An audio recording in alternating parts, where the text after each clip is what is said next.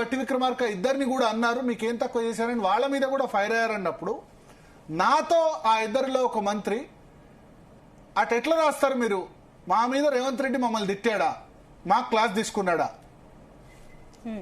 అని ప్రశ్నించిన సందర్భం ఉంది.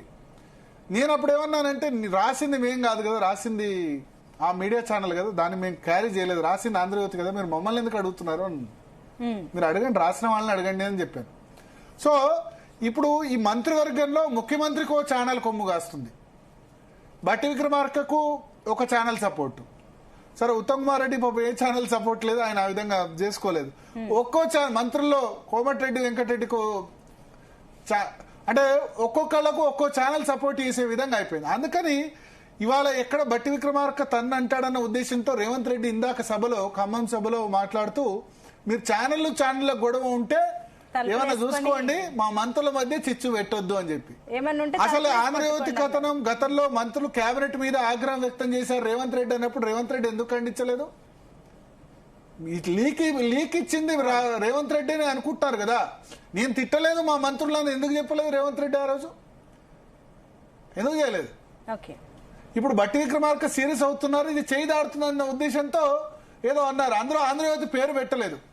It's open secret, Andhra Jyothy Revanth రెడ్డికి దన్నుగా ఉంది, బీఆర్ఎస్ కు వ్యతిరేకంగా ఉంది, అక్కడ టీడీపీకి అనుకూలంగా ఉంటుంది అన్నది ఓపెన్ సీక్రెట్. మనం వైసీపీకి వ్యతిరేకంగా ఉంటుంది, దానిలో ఇంకే ఇది లేదు. బట్ ఆంధ్రజ్యోతి కానీ ఏబిఎన్ కానీ రాధాకృష్ణకు ఒక రకంగా చాలా మంది అభిమానులు ఉన్నారు, ఆయన నిజాన్ని నిక్కచ్చిగా బయట పెడతారని చెప్పి ఆయన స్టాండ్ క్లియర్. ఇంకా దర్ ఇస్ నో డౌట్. కానీ రేవంత్ రెడ్డి ఇవాళ ఇప్పుడు మీడియా మీరు తప్పు చేస్తున్నారు అనే బదులు ఈ లీక్ మొన్న కేబినెట్ మంత్రుల్ని నేను తిట్టాను అని ఒక 3 నెలల క్రితం కథనం వచ్చినప్పుడు కేబినెట్ లో మంత్రుల్ని ఉత్తమ్ కుమార్ రెడ్డిని బట్టి విక్రమార్కని తిట్టానని చెప్పినప్పుడు ఇదే రేవంత్ రెడ్డి ఎందుకు ఖండించలేదు? సో సెలెక్టివ్ లీక్స్ ఇస్తున్నారు రేవంత్ రెడ్డి, దాని డౌట్ ఏముంది? ఇంకొక మాట కూడా అన్నారు, ఇప్పుడు ఇవాళ కథనం వెనుక కూడా ఈ నైని బొగ్గు బ్లాక్ ఇదంతా బయట పెట్టింది కూడా అది రాయించింది రేవంత్ రెడ్డి అని నేను అనుకుంటా, నో డౌట్. కానీ ఒక మాట ఏంటంటే, ఒకవేళ మీరు అన్నట్లు ఇందాక మీకు గొడవలు ఉంటే తలుపులేసి కొట్టుకోండి, ఏమన్నా చేసుకోండి, మా మంత్రుల్ని మీరు బ్యాడ్ చేయొద్దు, వివరణ ఇవ్వడానికి నేను సిద్ధంగా ఉన్నాను, రాసే ముందు నన్ను సంప్రదించండి అని ఒక పాయింట్ అయితే అన్నారు రేవంత్ రెడ్డి. ఆయన ఎందుకు మరి ఆంధ్రజ్యోతి పేరు తీసుకోలేదు? భయమా? రాధాకృష్ణ అని బట్టి విక్రమార్క తీసుకున్నారు కదా, మరి ఎందుకు తీసుకోలేదు? ఆయన చేయకపోతే ఎందుకు తీసుకోలేదు? గతంలో ఎన్టీవీని ఎన్నికలకు ముందు ఆయన రేవంత్ రెడ్డి వాళ్ళు కరెంట్ పవర్ ఇష్యూలో అమెరికాలో యుఎస్ఏలో ఒక వ్యాఖ్యలు చేశారు, 24 గంటల పవర్ అవసరం లేదని చెప్పి. అది ఎన్టీవీ దాన్ని ప్రముఖంగా చేసింది. చేసినప్పుడు ఇదే రేవంత్ రెడ్డి బెదిరించారు, జూబ్లీహిల్స్ హౌసింగ్ సొసైటీలో మీ సంగతి చూసుకుంటాం, ఇది చేద్దాం అది చేస్తాం, ఏమనుకుంటారని బెదిరించిన పరిస్థితి ఉంది. సరే రాజకీయ అధికారంలోకి వచ్చిన తర్వాత కొంత సఖ్యత ఉన్నట్టుంది. మన ఎన్టీవీ కోటి దీపోత్సవంలో రేవంత్ రెడ్డి మాట్లాడుతూ ఆయన ఏం చెప్పారంటే, కోటి దీపోత్సవం చాలా అద్భుతంగా నిర్వహిస్తుంది, నరేంద్ర చౌదరి గారి భక్తి టీవీ కోటి దీపోత్సవం కార్యక్రమం చాలా అద్భుతంగా నిర్వహిస్తారు కార్తీక మాసంలో. చాలా మంది కూడా దానికి తెలుగు రాష్ట్రాల్లో చాలా మంది కూడా అటెండ్ అవుతారు. ఇప్పుడు కాదు, దాదాపు 10-12 సంవత్సరాలుగా కోటి దీపోత్సవం నిర్వహిస్తున్నారు. ఆ కార్యక్రమానికి వచ్చి రేవంత్ రెడ్డి దీన్ని రాష్ట్ర పండుగగా గుర్తిస్తామని చెప్పారు. సో అంతా ప్యాచప్ అయిపోయింది అనుకున్నారు. కాకపోతే అల్టిమేట్లీ ఎన్టీవీకి రేవంత్ రెడ్డి కంటే ఖమ్మం జిల్లాకు సంబంధించిన మంత్రి బట్టి విక్రమార్క, ఎందుకంటే నరేంద్ర చౌదరి గారు కూడా ఖమ్మం జిల్లాకు సంబంధించిన వ్యక్తి కాబట్టి బట్టి విక్రమార్కకి ఎన్టీవీకి ఆ సాన్నిహిత్యం ఉంది. దానికి నేను ఎగ్జాంపుల్ చెప్పినట్టు ఇవాళ బట్టి Vikramarka press meet live link NTV నుంచి వచ్చింది, ప్రభుత్వం నుంచో లేకపోతే వేరే నుంచి రాలేదు. అసలు ప్రెస్ మీట్ ఉన్నట్టు కూడా ముందుగా ఇన్ఫార్మ్ చేయలేదు, ఒక 3-4 ఇన్ఫార్మ్ చేశారు, తర్వాత ఎన్టీవీ లైవ్ లింక్ నుంచి తీసుకోమన్నారు.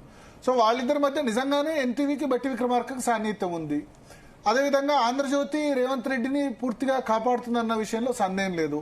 టీఆర్ఎస్ నమస్తే తెలంగాణ ఎటువంటి వాళ్ళిద్దరు ఒకటన్న విషయంలో ఎటువంటి సందేహం లేదు. అది కేసీఆర్ పేపర్ టీ న్యూస్ అయినా నమస్తే తెలంగాణ అయినా. సో పత్రికలు పార్టీలు నేతలు దేనికి అనుగుణంగా దానికి విడిపోయారు. YS Jaganmohan Reddy Sakshi TV, Eenadu Andhra Jyothy will defend TDP. ఈ విషయంలో సందేహం అయితే ఎవరికేం లేదు కదా. సో ఇక్కడ అల్టిమేట్ గా ఏం జరుగుతుందంటే మంత్రులు కలిసి టెండర్లు పంచుకున్నట్టు వీళ్ళ టెండర్ల పంచాయతీ సింగరేణి ఇప్పుడు ఎందుకంటే నైని బ్లాక్ మనకు సింగరేణికి దక్కింది, వీళ్ళంతా బయటికేమో సింగరేణిని ప్రైవేటు పరం చేయొద్దు అని అంటారు. ప్రైవేటు యాక్షన్లోనేమో పాల్గొని ఈ టెండర్ల కోసం పంచాయతీ. అంతకుముందు ఉన్న బీఆర్ఎస్ అంతే, మేము సింగరేణిని ప్రైవేటీకరించడాన్ని తీవ్రంగా వ్యతిరేకిస్తున్నామన్నారు. మళ్ళీ తీసుకొచ్చి అది ప్రతిమా శ్రీనివాసరావుకి ఇప్పించే ప్రయత్నం చేశారు. ఇప్పుడు వీళ్ళు వచ్చి అది కోమటిరెడ్డి కంపెనీ కాంట్రాక్ట్ కావాలా, బట్టి విక్రమార్క కాంట్రాక్ట్ కావాలా, ఎవరికి కాంట్రాక్ట్ కావాలి? ఫ్యూచర్ సిటీలో రేవంత్ రెడ్డికి ఆయన ఫైనాన్షియల్ గా బెనిఫిట్ పొందాలా? రాజకీయం అంటే ఈ విధంగా అయిపోయింది. ఒక విధంగా డబ్బులు లేనిది రాజకీయం లేని విధంగా లేదు, కాంట్రాక్ట్ల కోసం కొట్టుకుంటారు. అయితే బట్టి విక్రమార్కకు ఒక విషయం ఫ్రాంక్ గా చెప్పాలి. బట్టి విక్రమార్క గారు నాకు తెలియదు మీకు ఈ కోల్ విషయంలో, ఈ నైని కోల్ బ్లాక్ విషయంలో మీకు నిజంగానే అది ఆంధ్రజ్యోతి రాధాకృష్ణ అది చేసినట్టు మీరు ఎన్టీవీ కలిసి దాన్ని చేజెక్కించుకుంటున్నారా లేదా అన్న విషయంలో లేదు. కానీ బట్టి విక్రమార్క గారు నేను సూటిగా చెప్తున్నా, మీరు చాలా డిఫేమ్ అయ్యారు.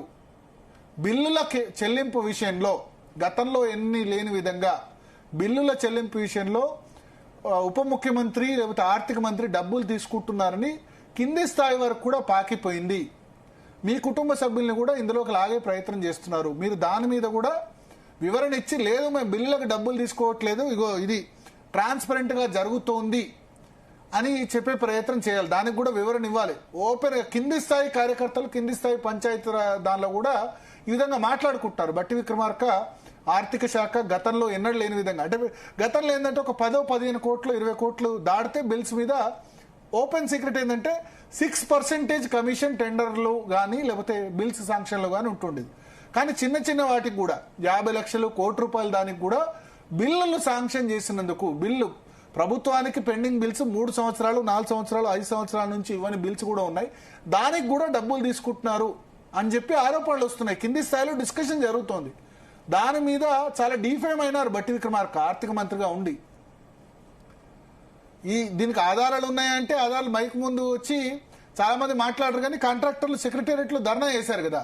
సో బట్టి విక్రమార్క ఆ విషయంలో చాలా డిఫేమ్ అయినారు. ఆయన ఆ విషయంలో ఇవ్వాలి. ఈ నైని బ్లాక్ సంగతి ఏందో కానీ, బట్ ఒకటి కాంగ్రెస్ గవర్నమెంట్ ఉన్నప్పుడు ఇంతే, ఏంటంటే ఒకరినొకరు తవ్వుకునే ప్రయత్నం చేస్తారు, ఒకరినొకరు దెబ్బ తీసుకునే ప్రయత్నం చేస్తారు. అల్టిమేట్లీ ఇప్పుడు రాజశేఖర రెడ్డిని కూడా దెబ్బతీసే ప్రయత్నం చేశారు, కానీ ఆయన క్లియర్ స్ట్రాంగ్ లీడర్ గా ఎమర్జ్ అయినప్పుడు ఆ ఇబ్బంది రాలేదు. బట్ రేవంత్ రెడ్డికి ఇంకా యాక్సెప్ట్ చేయట్లేదు. అయితే రేవంత్ రెడ్డి ఇప్పుడు నా మంత్రివర్గ సహచరుల మీద మీరు ఆరోపణ చేస్తారా అని చెప్పినప్పుడు, మీ మంత్రివర్గ సహచరులు మీరు తిట్టారు కేబినెట్ మీటింగ్ లో నా పత్రిక రాసినప్పుడు రేవంత్ రెడ్డి ఎందుకు ఖండించలేదు? ఆంధ్రజ్యోతి కథనాన్ని 3 నెలల క్రితం నేను ఉత్తమ్ కుమార్ రెడ్డిని తిట్టాను, బట్టిని తిట్టాను అని చెప్పినప్పుడు రేవంత్ రెడ్డి దాన్ని ఖండించాలి కదా.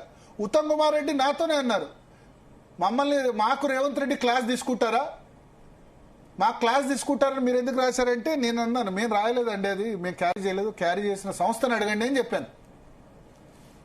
ఆగ్రహం వ్యక్తం చేశారు ఉత్తమ్ కుమార్ రెడ్డి. మా మీద రాసేంత దమ్ముంది, మమ్మల్ని అంటాడా రేవంత్ రెడ్డి అని చెప్పి. సో ఇట్లా ఇష్యూస్ ఇవన్నీ కూడా కాంగ్రెస్, ఇప్పుడు మున్సిపల్ ఎలక్షన్స్ ఉన్నాయి, కాంగ్రెస్ పార్టీకి డ్యామేజింగ్ కాదా? ఇంకొకటి, నిజంగా ఒకవేళ కోమటిరెడ్డి వెంకటరెడ్డిని ఈ కాంట్రాక్ట్ గురించి గనక వార్త రాసుంటే మాత్రం అది చాలా తప్పు. ఆ విధంగా నేనేమంటానంటే, దీనిలో అల్టిమేట్ గా పాపం దొంతు రమేష్ని కింది స్థాయి వాళ్ళని అరెస్ట్ చేశారు. దొంతు రమేష్నో లేకపోతే ఇంకో మన సుధీర్ని, వాళ్ళిద్దరిని అరెస్ట్ చేశారు. ఛానల్ మేనేజ్మెంట్, లేకపోతే నేను ఇప్పుడు చీఫ్ ఎడిటర్గా ఉన్నాను, సునీత నేను చీఫ్ ఎడిటర్గా ఉన్నాను. ఇప్పుడు ఇటువంటి వార్తా కథనాలు రావాలంటే, ఇంత పెద్ద వార్తా కథనాలు రావాలంటే మామూలు జర్నలిస్టులు ఎవరో చేస్తే జరగదు, అది పై స్థాయిలోనో జరగాలి. ఎన్టీవీ వార్తా కథనం నాకు తెలిసి పైనుంచే వచ్చి ఉండాలి, సిఇఓనో చైర్మన్ లెవెల్లో ఆదేశాలు వస్తూనే జరగాలి. కింది స్థాయి నుంచి ఆ విధంగా డిసిజన్ అటువంటిది తీసుకోరు. కొన్నిసార్లు మాకు తెలియకుండా కూడా జరుగుతాయి తప్పులు, జరిగినప్పుడు వెంటనే తీసేయమని కూడా చెప్తాం. మాకు తెలియకుండా కింది స్థాయిలో కూడా సిబ్బంది ఆఫ్ ది రికార్డ్ లో లాంటి న్యూస్ ఐటమ్స్ లో ఇది పెట్టదగిల్సింది కాదు. అక్కడ ఏమైందంటే ఇట్లా కోమటిరెడ్డి వెంకటరెడ్డి పలానా అవినీతి ఆరోపణ లేకపోతే ఇంకా వేరేదైతే అంత సీరియస్నెస్ అయి ఉండేది కాదు. మహిళా ఐఏఎస్ అధికారి అని చెప్పి ఆ మహిళా ఐఏఎస్ అధికారి ఎవరో కూడా హింట్ ఇచ్చారు. కోమటిరెడ్డి పేరు చెప్పలేదు కానీ నల్గొండ జిల్లాకు సంబంధించిన మంత్రి అన్నారు. ఇక మిగిలింది ఎవరు నల్గొండలో? కోమటిరెడ్డి, ఉత్తమ్ కుమార్ రెడ్డి, ఇద్దరే కదా. సో ఆయన తన శాఖలోకి బదిలీ చేయించుకున్నారని చెప్పారు. ఉత్తమ్ కుమార్ రెడ్డి శాఖలో ఎవరు మహిళా అధికారులు లేరు, వెంకటరెడ్డి శాఖలో మహిళా అధికారులు ఉన్నారు. కలెక్టర్గా పనిచేశారు, తన శాఖలో అధికారిగా కూడా పనిచేశారని చెప్పారు. సో ఇక అది కోమటిరెడ్డి వెంకటరెడ్డి అని అర్థమైపోయింది. ఆ మహిళా అధికారి పేరు కూడా అర్థమైపోయింది. సో అక్కడ ప్రాబ్లం ఏంటంటే మనం వ్యక్తుల జీవితాలు, వ్యక్తిగత జీవితాల్లోకి తొంగి చూస్తే చాలా సమస్యలు వస్తాయి. మనం మీడియాగా వ్యక్తుల సినిమా స్టార్లు వేరు, పొలిటీషియన్స్ వేరు. సినిమా స్టార్లు, ఎఫ్ఐఆర్లు అది ఓకే. వ్యక్తుల జీవితాల్లోకి తొంగి చూస్తే గనక చాలా సమస్యలు వస్తాయి. అది కోమటిరెడ్డి వెంకటరెడ్డి అయినా లేకపోతే కేటీఆర్ అయినా సరే. కేటీఆర్ గురించి కూడా చాలా ఒక హీరోయిన్ అంటగడుతూ చాలా మంది సోషల్ మీడియాలో దానిలో కామెంట్ చేస్తున్నారు. తప్పు కదా. కేటీఆర్ కుటుంబంలో ఎంత బాధ అవుతుంది.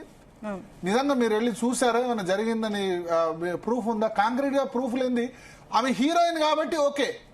బట్ అదర్వైజ్ సేమ్ ఇదే ఐఏఎస్ ఐపీఎస్ అధికారో లేకపోతే ఇంకా వేరే ఏదన్నా అయితే గనక డెఫినెట్ గా అది చాలా పెద్ద ఇష్యూ అయి ఉండేది. అది కోమటిరెడ్డి వెంకటరెడ్డి మీద రాసినా, కేటీఆర్ మీద రాసినా, ఎవరి మీద రాసినా తప్పనే నేను అంటాను.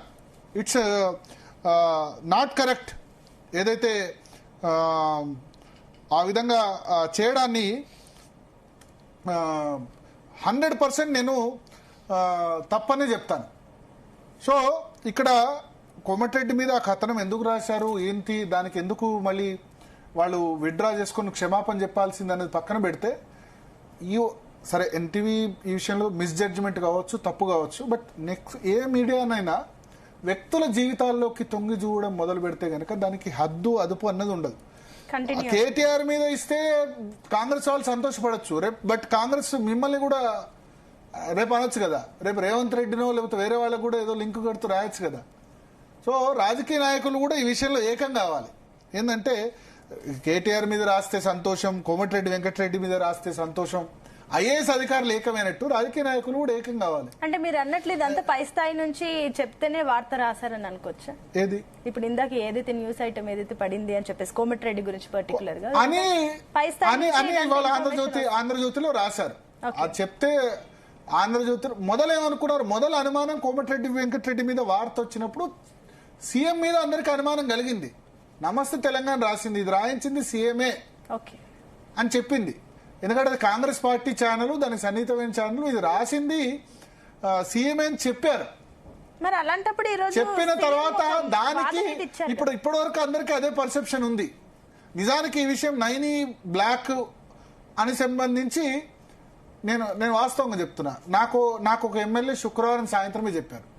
కాంగ్రెస్ పార్టీ ఎమ్మెల్యే, కోమటిరెడ్డికి అత్యంత సన్నిహితంగా ఉండే ఎమ్మెల్యే నాకు శుక్రవారం సాయంత్రమే చెప్పారు. నైనీ బ్లాక్ గురించి కోమటిరెడ్డి వెంకటరెడ్డి దాన్ని ఆపోజ్ చేస్తున్నారు, తనకు టెండర్ కావాలని చెప్పలేదు, దాన్ని ఆపోజ్ చేస్తున్నారు, బట్టి విక్రమార్కకు రాకుండా చేస్తున్నారు. ఎందుకంటే ఎనర్జీ మినిస్టర్ బట్టి విక్రమార్క కాబట్టి అందుకోసం బట్టి విక్రమార్క ఇది రాయించారని నాకు ఒక ఎమ్మెల్యే చెప్పారు శుక్రవారం సాయంత్రమే. కానీ నా దగ్గర పూర్తి ఆధారం లేదు దానికి సంబంధించి.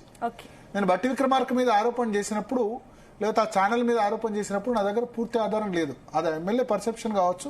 నా దగ్గర ఎటువంటి ఆధారం లేకుండా అటువంటి సెన్సేషన్ కథనం ఇవ్వడం కరెక్ట్ కాదేమో, దీని గురించి ఆలోచించాలని నేను అనుకున్నాను. అంతలో ఇవాళ ఆంధ్రజ్యోతి రాశాను.